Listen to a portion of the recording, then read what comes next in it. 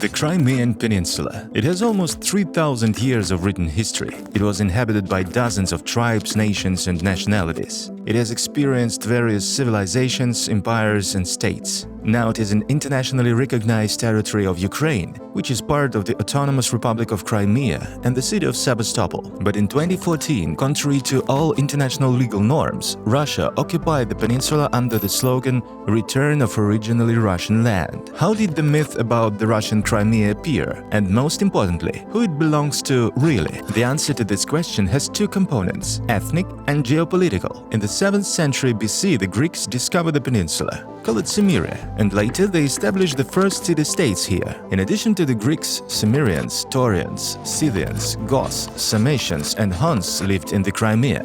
In the Middle Ages, Bulgarians, Khazars, Pechenegs, and Polojans appeared there. Crimea became part of the Mongol Empire. The southern coast of the peninsula was owned by the Romans and Byzantines. Subsequently, the Ottoman Turks took their place. Under the influence of various ethnic groups, a new nation is emerging in Crimea: Crimeans, or Crimean Tatars. A unique nation with its own traditions, language, and culture, which was formed exclusively on the peninsula. Therefore, they are truly the indigenous people of Crimea. The borders of Muscovy were thousands of kilometers away from the Crimea for several more centuries. That is, Russians can have nothing to do with the formation of the peninsula's nationalities. But what about geopolitics? In 1441, a Crimean Tatar state of the Giri dynasty is formed. The Crimean Khanate, which later becomes a vassal of the Ottoman Empire. It had considerable military potential and controlled the steppe territories far beyond the borders of the peninsula. And the Tsardom of Russia until the time of Peter I was forced to pay tribute to the Crimean Khans. In 1768, Catherine II, the ruler of the Russian Empire, begins another Russian-Turkish war, this time under the slogan of protecting the rights and freedoms of the peoples of Crimea. The Russian army is gaining a foothold on the peninsula and forcing the Ottoman Empire to sign a peace treaty and recognize the independence of the Crimean Khanate. The empires agreed to withdraw their troops from the peninsula. It would seem that the rights of the peoples of Crimea have been restored and the Russian army can return.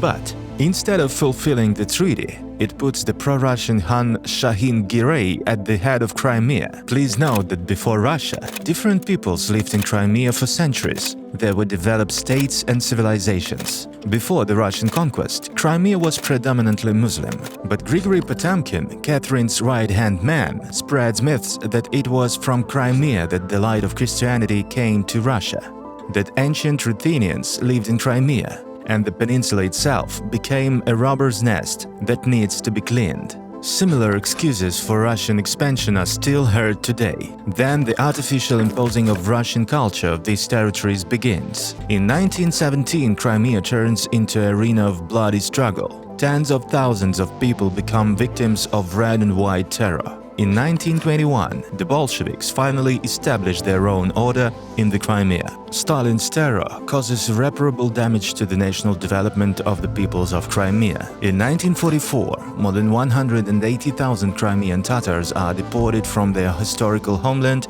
to remote regions of the Soviet Union.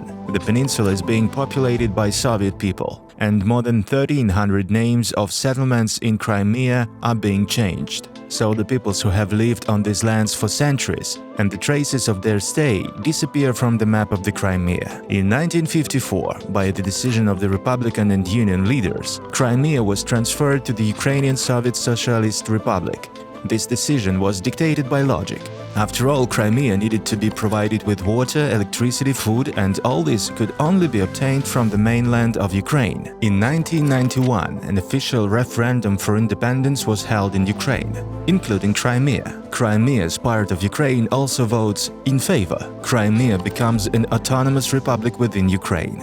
But this time, the Crimean Tatars deported in 1944 were able to return to their homeland. Since 1991, more than 400 different acts have been concluded between Ukraine and Russia, which clearly state that Crimea is the territory of Ukraine. On February 20th, 2014, Russia restored to military occupation of Crimea. They again justified their aggression with the alleged need to protect the peoples of Crimea from mythical radicals. This is how Russian propaganda stigmatizes the participants of the Revolution of Dignity who opposed the change in European path of Ukraine in Kiev on the Maidan. Under the slogans "Returning Crimea to its native harbor," the aggressor country holds an illegal referendum in the absence of international observers, occupies Crimea and declares it part of Russia. What happened to Crimea during the years of Russian occupation? Repressions against Crimean Tatars have been resumed. The peninsula has been turned into a military base. During constructions, irreparable damage was caused to the unique Crimean nature, which increasingly leads to natural disasters. So, before answering the question who Crimea belongs to,